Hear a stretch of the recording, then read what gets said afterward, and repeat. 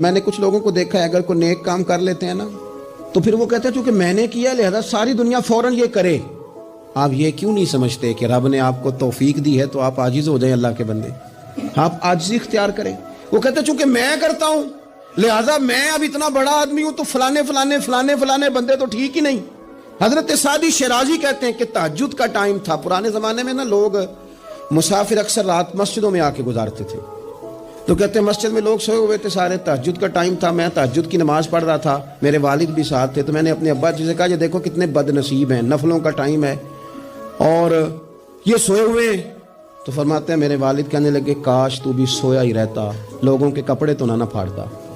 او خدا کے بندے اگر تو نے پڑھی ہے تو تیرا اور رب کا رشتہ ہے، اس کی بنیاد پر تو دوسروں کو حقیر جاننے لگ گیا ہے۔ علم پڑھے دا مان نہ کریے ماتا کی میں پڑھیا، او جبار کہار کہاوے متے روڑ دے میں دودھ کڑیا۔